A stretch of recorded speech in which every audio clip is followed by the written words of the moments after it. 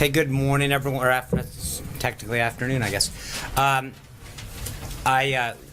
Sorry to move it up and screw up the schedule a little, but we've got a couple of events this afternoon, so I've got to get through this, get some questions, and then got to move on. But we've got two more on-camera briefings the rest of the week. So this morning, the president just wrapped up, or is continuing to. I know some of the pool just left, but the president is currently hosting an opioid and drug abuse listening session with senior administration officials, governors, experts in the psychology of drug addiction, recovery awareness advocates, and others who've been affected by the opioid crisis.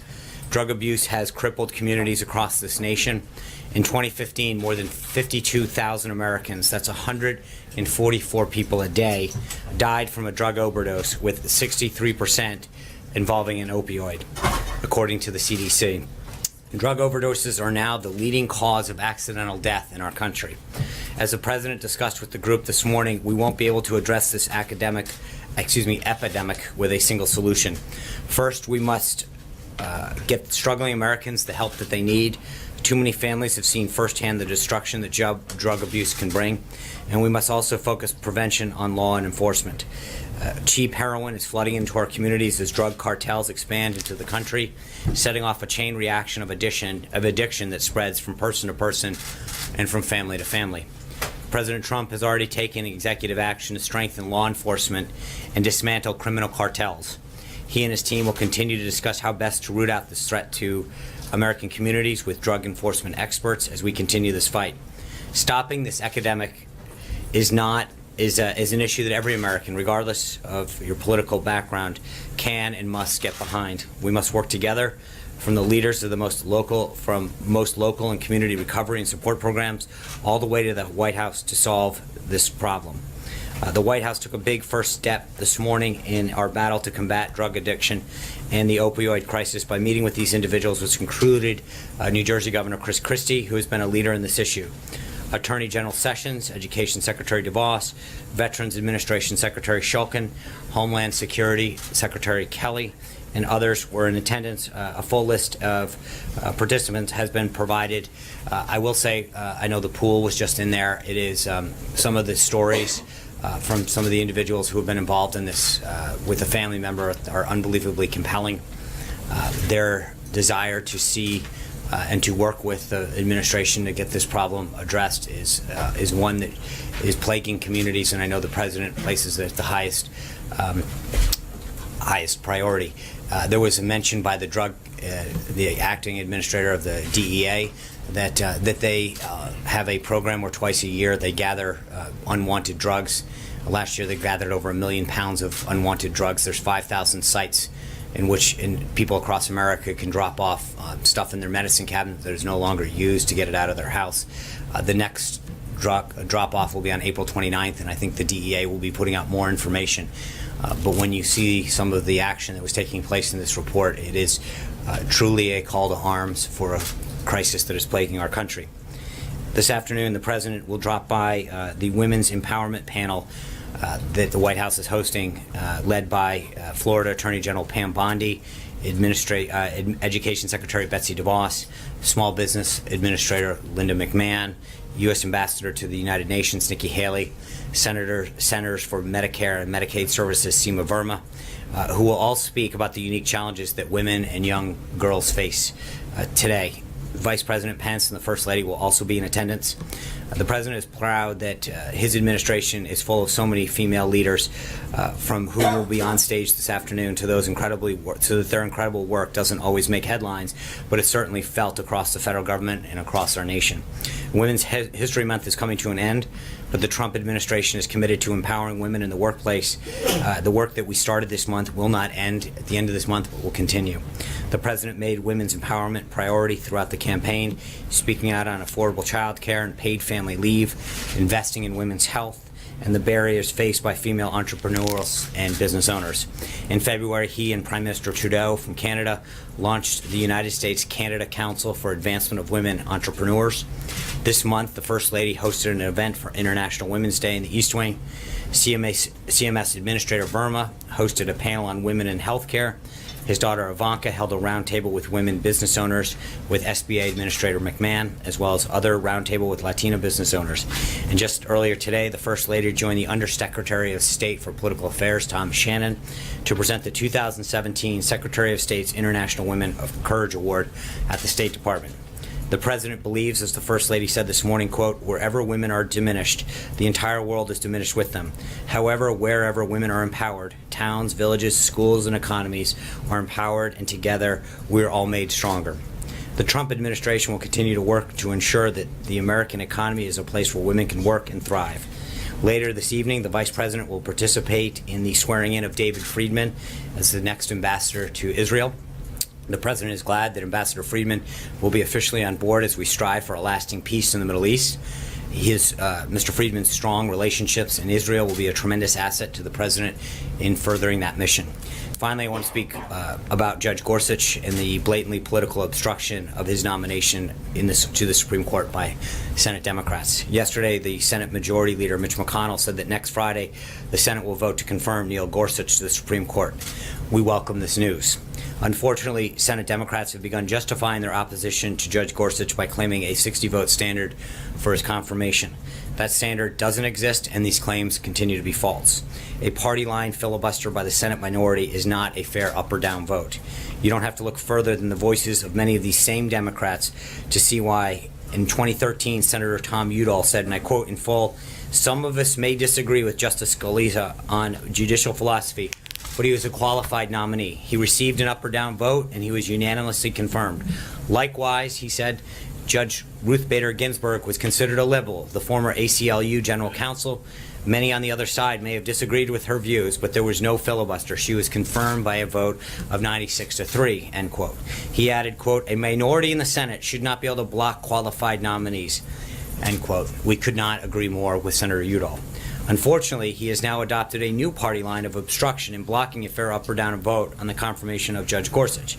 It's both sad and unfortunate, and we encourage all senators from both parties to fairly evaluate the judge's eminent qualifications and grant him an up or down vote. With that, I'd be glad to take your questions. April. Well, thank you, Sean. How are you today? I'm fine, and how are you? Fantastic. Well, Sean, going back to some issues that are in the news, Nunez is not going to recuse himself. In the midst of all of this back and forth, what does the White House say about that? Well, April, the White House, as I think I mentioned this yesterday, I mean, he's conducting an investigation. He is the elected or appointed, I can't remember how they do HIPSI over there, but appointed and confirmed or however but by his colleagues in the House and the Speaker.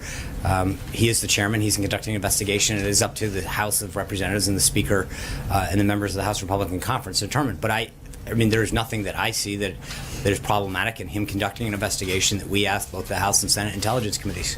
What are the conversations the President is having with Paul Ryan about this? Because many, to include Dems and Republicans, are talking about what looks like impropriety in the Int'l chief's handling of this so far, particularly as there's not a hearing right now.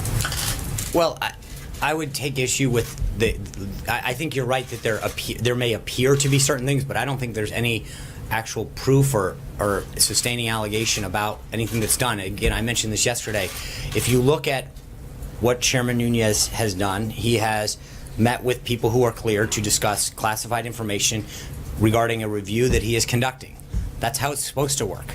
And again, I understand that when things are leaked out in the media, that somehow that is a standard that's acceptable, but when two people who are cleared to discuss classified information, or three or however many, discuss classified information, somehow that's wrong because it's not being leaked. He is conducting a review, which we have supported on both sides of the chambers, and I think that they should do this. But I think to start to prejudge where this thing is going, we have been supportive of it, as you know, and I think that let's let that process bear itself out and see what happens. I will tell you that I've seen reports in the media that the NSA has documents that they are supposedly trying to get to the House Intelligence Committee that have been requested. We think that's a great thing, if that's in fact what's happening. But again, I think part of this all gets back to that there is a process. And I get that sometimes it's frustrating to us. I believe that we want this over as much as I think some of you, but we recognize that there's a process that has to take place. And that process is taking place. The chairman and the House Intelligence, and I know that Senator Burr and Senator Warner are talking about the process that they're going to go on the Senate side. Some of these things take a little bit of time, and to the extent that they are gathering the appropriate documents and looking at those things, then that's part of the process and the review that is being undertaken, and we're fine with that. And second topic, tax reform and infrastructure. Reports are saying you're going to do it together. And ACA, Obamacare, going into Trump here at that time, tax reform and infrastructure were said to be some of the reasons why you did not come up in the budget with eliminating the debt. Do you have cost estimates as it relates to tax reform and infrastructure as of yet? No, because I think you need to have plans laid out first, and I think part of this is that we're in the beginning phases of both of those. To have a score on either one of them or a cost when we don't have those formalized yet, and I think we're in the beginning phases of having those discussions with both stakeholders, members of Congress on both sides, and obviously internally the formulation of those plans is continuing. So until that happens, I don't see us having a formal cost or a score. CBO now? It's not a question of trust. Remember, I want to be clear about what I've said before. I think when it comes to cost estimates and budget issues, which is what CBO is charged to do, they are the Congressional Budget Office.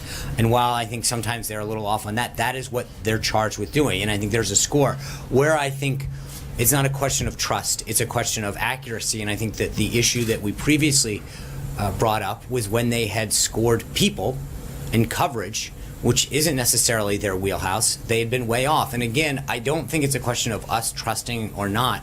It's literally a question of saying they believed that 26 million people would be on Obamacare, 10.4 were and falling.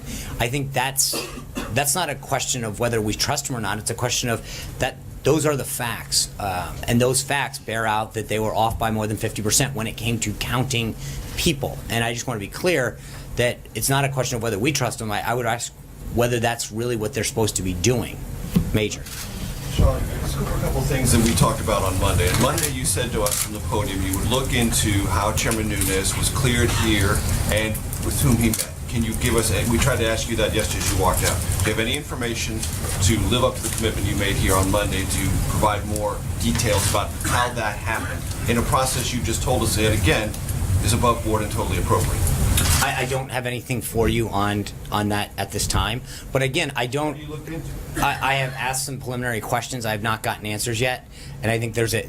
But so no, I don't have anything further on that. But again, I would argue, Major, it's interesting, and I brought this up the other day, that there seems to be this fascination with the process. It's how did he get here? What door did he enter? As opposed to what's the substance of what we're finding. When I get, not from you, and I'm not trying to be, but it's so many times I get these calls that we have an unnamed Int'l source that says the following substance occurred. Do you admit it? Do you deny it? Whatever. And we have this argument over substance. In this case, the fascination is with what door did he come in? Who did he meet with? How did it get waved in? As opposed to what I think it should be, and ironically it's not when it's the shoes on the other foot, is what's the substance? Just yesterday, just to be clear, we started this day with the Washington Post falsely posting a story saying the White House blocked Sally Yates, right? By the end of the day, it's officials blocked Sally Yates. They were wrong. And they jumped to a conclusion based on whatever unnamed sources. And I think that what we're trying to do is argue that there should be a process. The chairman of the House Intelligence Committee and others are going through a review. We support that review. And so as much as I understand that everyone wants to jump to how did everyone get in, what did they do, they're undergoing an investigation. I have a substantive question about that. Okay. But I'm just asking you about something you told us. No, I said I would look into it. Are you going to continue to look into it? I will. I will look into it, and whether or not. You live up to that obligation. No, I will. But the obligation is I said I would look into it, and I would continue to do that. Okay. So you said yesterday about Sally H. Show what you know. Well, one of the reasons that there's this question about Chairman Nunes is he hasn't told his own committee members what he knows, how he learned about it, and what the substantive importance of that is.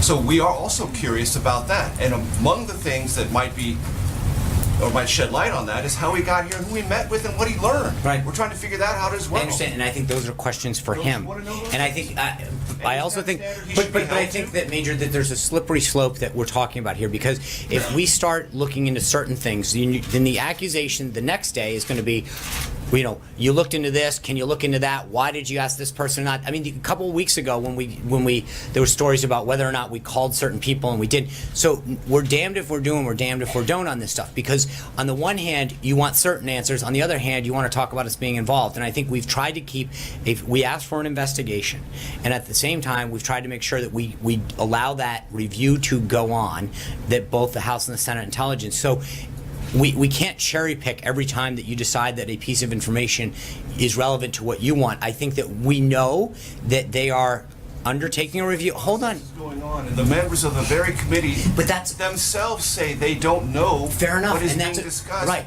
How is the process going forward? How is that a workable process? Okay, but what I'm saying is, the answer to that question is, that's a question for Chairman Nunes. I don't have any authority over how the House Intelligence Committee conducts itself. That's a question. You have authority about whether he gets into this building and can review secured information on this site. But how he conducts himself with his members, when and where he shares things, etc., are issues for him and the committee and the House of Representatives, not for us. That's it, plain and simple. John. Sean, we know that members of the House Freedom Caucus, the Tuesday Group, Republican Study Group, are up on the Hill trying to see if they could come to some sort of an agreement to find a way forward on health care. How real does the White House think this possibility of resurrecting health care is? Well, I think the president from the early days of his campaign talked about repealing and replacing. It's a commitment that he made. I think he'd like to get it done. But he also understands, and I don't want to be, I want to be completely consistent with two things. One is he understands that in order to get to 216, we have to make sure that it does what he said it was going to do, that it achieves those goals of lowering costs and creating more options. And so we're not going to create a deal for the sake of creating a deal that ends up being not in the best interest of the American people. You've got to know when to walk away from a deal that is going to end up bad. And he wants to have a good deal. And so the deal that he's looking for is willing to have members come and talk to him and engage with on this whole area and figure out what it would take, what their ideas are to get there, to grow that vote. And if they can do that and get to an area where we will have a majority of the House and can move it to the Senate, then we're going to engage in that. But we've seen members of both sides of the aisle engage with the White House on ways that are potentially ways to get there. And so it's a conversation, and we're not trying to jam that down anyone's throat right now. It's an ongoing discussion. Does the White House share the frustration of many Republicans in Capitol Hill and the sentiments that the House Freedom Caucus, quote, botched this? I think the president's comments on this speak for themselves. I just have one more. Of course. And on the same thing. The president and members of the White House have suggested that maybe we could get some Democrats on board with health care reform. That the fact that no Democrat, not even one Democrat, supported the last attempt, and given the desires of the Freedom Caucus versus what the Democrats would be looking for, is it reasonable to think that even one Democrat would come on board this? No. I mean, I think it is not unreasonable to. No, I said, is it reasonable? I think it depends on how they want to get there. I mean, again, there's a balancing act. It's not about just picking up one. It's picking up enough to get to 216, and it's what does that take without compromising the principles that you want to achieve. So is it possible? Sure. That there's a handful or so, or maybe more, Democrats that are willing to engage, but it's worth the conversation. But again, isn't this kind of a Banner tactic to say, okay, if you're not going to work with us, House Freedom Caucus, we're going to go to the Democrats? No, it's a tactic to get to. I mean, it's a math tactic. It's how do you get to 216 in this case, and it's engaged with whoever will get you to that number. Now, as I mentioned yesterday, I mean, over the course of 17 months, ObamaCare, failed and started multiple times. It went off on multiple different tracks, including single payer, until it finally came back. And ultimately, upon Scott Brown's election, they jammed it through and did it so quick to make sure that the Secretary of Human Services. But I get it. And so we're 21 days into this process, 22 probably today. So we'll see. But I think the idea that the president has put out there is that if people want to float ideas and suggestions on how we can grow this vote and get to a majority, he'll entertain them. Tamara. Yeah, thank you. I have sort of a lightning round about opioids. Is a commission being created? Is Chris Christie the head of that commission? He was sort of talking about it, but I haven't seen anything on it. And what sort of timeline will that commission have in terms of presenting findings, or what's the goal of this thing?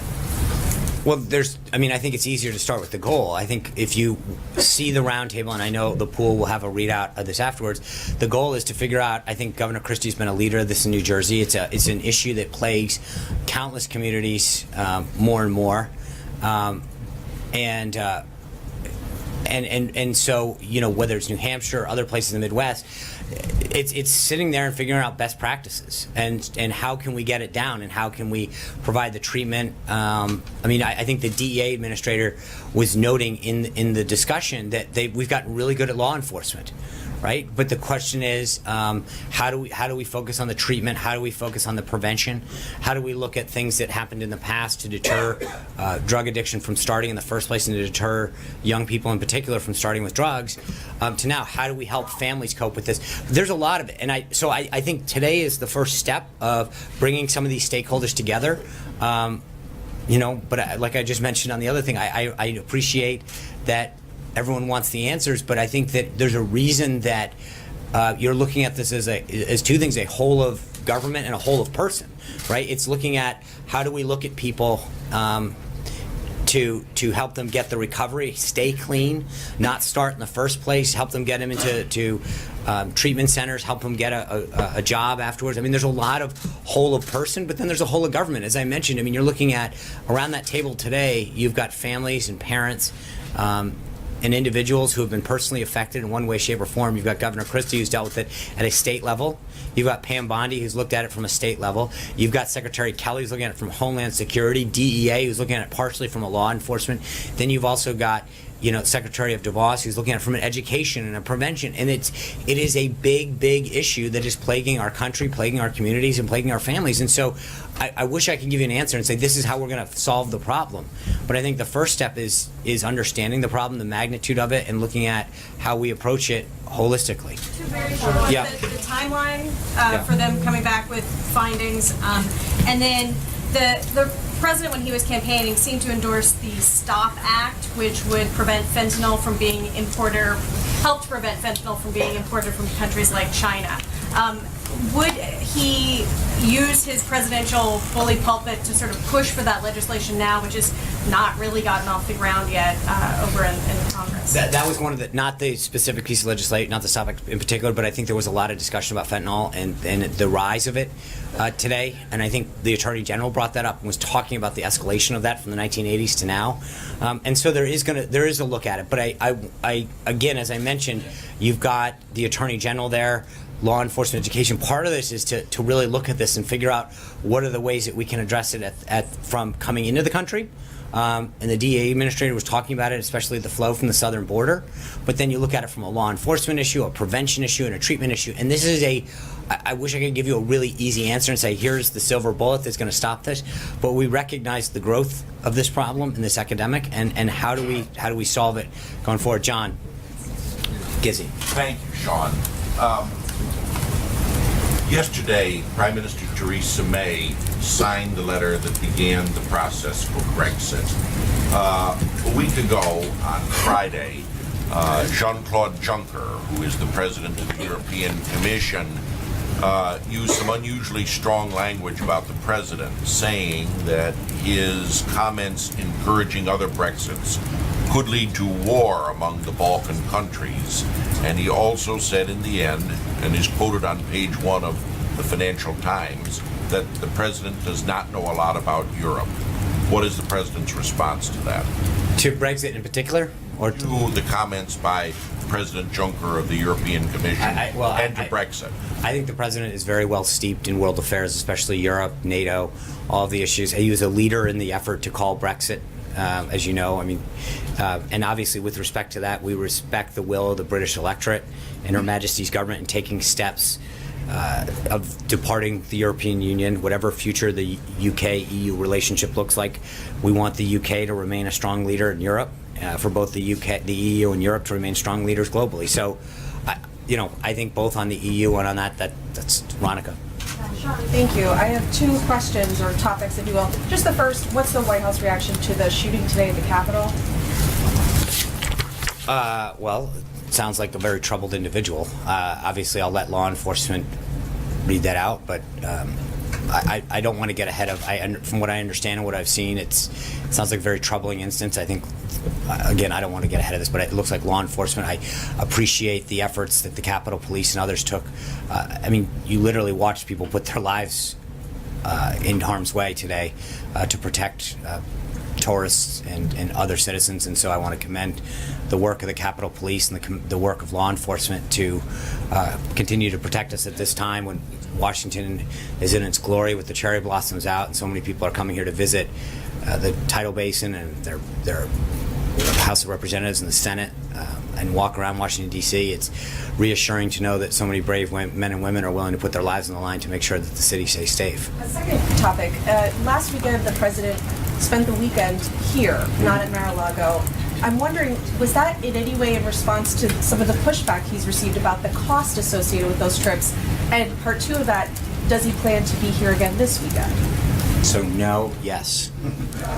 He will. The president wanted to be here last weekend. He wants to be here this weekend. He'll be here, and then I will have updates on where he'll be going forward. But Does he feel any concern about that pushback? no, he feels great. Hunter. Thank you, Sean. President Trump is reportedly expected to sign legislation that would allow internet service providers to monitor internet activity and sell that information without users' permission. Will he be signing that legislation, and why does he think it's good for America? I'm wondering who this benefits apart from ISPs and their executives. I know the House and the Senate have just passed that. When they enroll it, then we'll have further updates on that. I'm not. When we have, I know that I believe we have a statement of administration policy on that bill out. And we have further updates on a signing ceremony. I will let you know. Doesn't this erosion of protections create major risks for people to use that information for nefarious purposes? Also, hostile nations potentially looking at what congressmen are browsing online.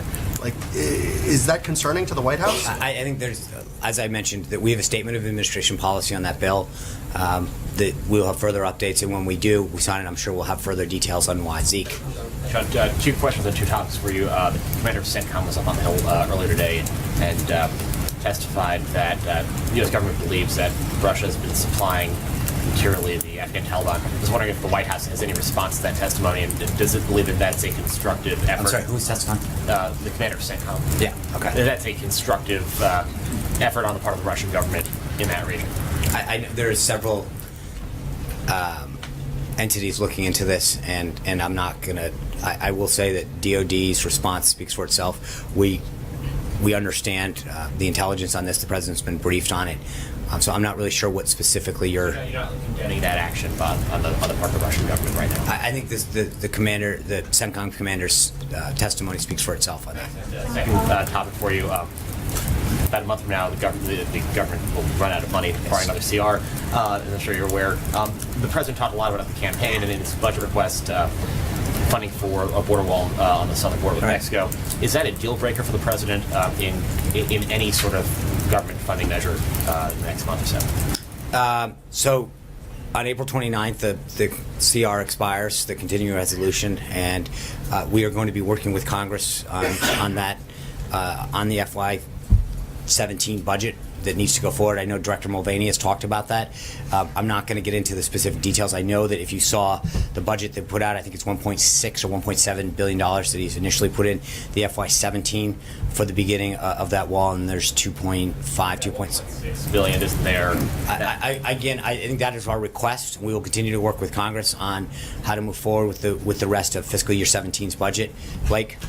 Hey, Sean, let me pick up where John left off on health care. The president here last night, speaking to senators, said, quoting here, "I know that we're all going to make a deal on health care that is such an easy one. I have no doubt that it's going to happen very quickly." What is the renewed sense of optimism, and what exactly is very quickly? Well, I think there's a little bit of sound that needs to go with that. I think he was having a little bit of fun with some previous comments that have been made with respect to how easy it would be to get health care. But there is a renewed sense because I think the comments and the calls that the president has gotten, as well as the vice president and other members of the senior team that have come in and said, we believe that there is a path forward. We have some ideas. We'd like to talk to you about that. I know I've seen some of the reports that have been put out regarding some of the individual members of the Senate and the House that have been up here meeting with our team. And I think there's a lot of people who have some ideas about how to move forward. And we're entertaining those. But I think the interesting thing is that despite the setback that we got last Friday, I think there is a renewed willingness from a lot of members who've made commitments to the American people and to their voters that they want to see this done, and they understand that not getting this done means that, as I said, and the president echoed when he went up to the House Republican Conference, that there's going to be a consequence for this. People need to be taken at their word. There's a lot of members that made a commitment to their voters, to their constituents, that they were going to get something done on this and repeal and replace and address the healthcare situation, and that hasn't gotten done. And I think that's a concern for them. And let me ask you real quickly, you say that you embrace the House Intelligence Committee review of all of this. John McCain said earlier today that because of the potential schism within that committee, that there should be a select committee that goes from this. Would you embrace that if that happens, and what would your response? Again, I'm not going to get into House and Senate matters, but I as I mentioned at the outset to April, I believe that people, like, all that is how they conduct themselves internally is up to them. That's obviously not for us to decide. But I think the question that I still think is outstanding is that what has happened is that a review was called for, that part of it was already ongoing from what I understand, especially on the House side. And the chairman of that committee has gone and sought information and individuals who believed that information to further the review. I'm really not sure how that's anything other than what you're supposed to do. And I think that is consistent with what he's talked about. Dave Boyer. Sean, thanks. Two questions. You mentioned Senator Udall opposing the Gorsuch nomination. He was here at that party last night. Did the president try to work with the room with him and other Democrats about the nomination last night? I know he and the First Lady and others spoke to a variety of senators. I wasn't keeping tabs on everybody that he spoke to, but I do know that he had an opportunity to speak to a lot of different senators, and he's talked to a lot on the phone. So I don't know about Senator Udall himself. And secondly, 2/3 of the Democratic senators did not attend the party last night. Did that disappoint the president? I think we were excited to see the 1/3 that did. I know Senator Schumer was there, Senator Durbin. There were a lot of folks. And again, I think that I'm sure the president will continue to do things like this. It was an amazing opportunity to have a moment sort of free of politics and to enjoy some collegial moments with each other in the White House. And listen to some of the United States, some Marine Corps bands play some amazing music, and bring people together. And I think the president's talked about this. He's mentioned this a bunch of times, that there used to be a time when you could sit down and share a meal together, and I think that's what he's been trying to do, is bring groups back in and at least just have a conversation and get to that human side a little bit. And so yesterday was a good start, I think. Jonathan. Hey, Sean, the president's got in his inbox a letter from Senate Democrats, and they say, the Democrats say they are ready and willing to work with the president on improving Obamacare. They just have a couple of conditions. First, the president has to abandon his effort to completely repeal the law and rescind the executive order. This letter is signed by the vast majority of the Democrats in the U.S. Senate. What does the president say? I think, as the president's noted, we're willing to engage with people. I think they understand his principles. We need to repeal the law and replace it with something better. I understand. But they're saying they want you to take full repeal off. I understand what I've seen parts of the letter, and I know that 40 of them saw that. And I think what we need to do is figure out who wants to engage in a constructive conversation. I understand what they want, but again, it's not just a one-way street. I think the president has made very clear what he wants to do, and I think that to the extent that some of them want to have a conversation, we have a 52-seat majority in the Senate.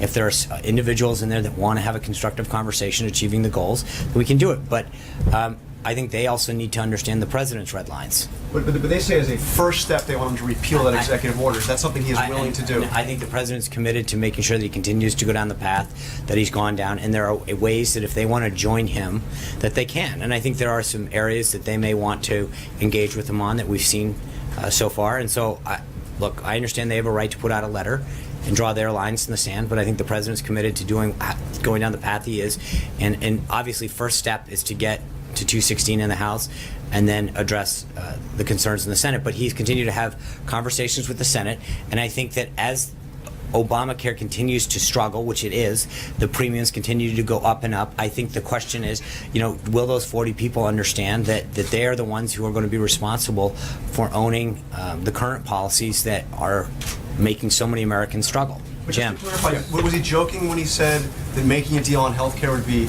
an easy one? I think if you watch the tape, it was a lighthearted moment, Jonathan, and so he was having a little. He doesn't think it's easy to No, get a he good was. deal on. Yeah, no. Watch. He was having a fun time with the senators there.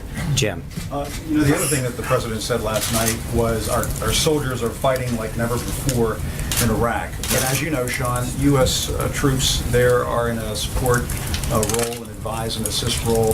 What does he mean? What does the president mean when he says they're fighting there like never before? Obviously, I think doesn't take into consideration what happened during the Bush administration and the Obama administration. No. I appreciate house to house. Yeah, I think that there's been some progress, particularly in Mosul, the way that they have taken back that city, and I think that for a long time there was a lot of concern about Iran moving in and dominating parts of Iraq, and I think with the advice and consent of U.S. military advisors, there's been tremendous progress in moving Iraq forward to an area of stability and to continuing to see the troops there in Iraq stand on their own. And I think that he is very pleased with the action that General Mattis and our soldiers and sailors, airmen, and Marines are taking to do that. Jeff. I was going to follow up. If you couple that comment with the comment on healthcare, it being the easy one to get that done, it sounds like you probably have heard this and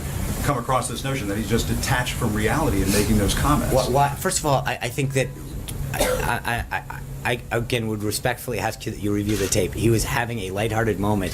It's on tape. Everybody watched it. He was poking fun and making a joke. There's been comments before about how he didn't get it, and he was joking about how easy it was. Okay, it was a lighthearted moment.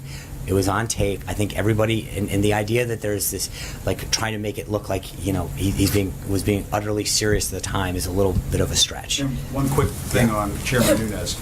But just so we're clear, I'm sorry, just to end that he was very proud of the work that our soldiers and sailors are doing over there in Iraq. There is a lot of work and a lot of progress that is being made, and the updates that he's getting from General Mattis on a daily basis. And he doesn't think they're in combat; they're engaged in combat. No, but again, I think the progress that's being made in Iraq and the fight against ISIS is going extremely well, and he's proud of it. And I was just going to ask you very quickly on Chairman Nunes. Do you personally know who the source of Chairman Nunes' information is? No. Jeff Mason. One on two topics. First on healthcare. Does the president want to start a new healthcare bill or tweak the one that did not go last week? I think we're starting with where we are and trying to move that forward. I think that is the current vessel. And on a separate topic, the president did not mention the Paris Agreement yesterday when he went to the EPA. Can you update us on his current thinking about that? Does he want the United States to stay in? And if he does, how does he expect the United States to meet its commitments without the Clean Power Plan? I think that the Paris Agreement is still under discussion within the administration. Do you have a deadline on when you'll know? I can try to look into that. I don't have one at this time. Thank you, Sean. Early voting has begun in the Georgia 6th Congressional District special election to fill the seat of Secretary Price. Some Democrats are billing this as a referendum on the early days of the presidency. What does the White House think of that? Does President Trump plan to be involved at all in this race? That's a good. Honestly, I've not even thought about it. I think that if needed, the president has always been very clear that he wants to support the team and help the team. Honestly, I've not tried to really focus on tried to shed that previous life a little. So I've not looked into to the race in Georgia. I'm sure I'd best refer you to either the RNC or the NRCC on the state of that race. Okay, thank you guys very much. I'll see you tomorrow, Thursday. Take care. I do owe you one tomorrow. I'm sorry. Thank you.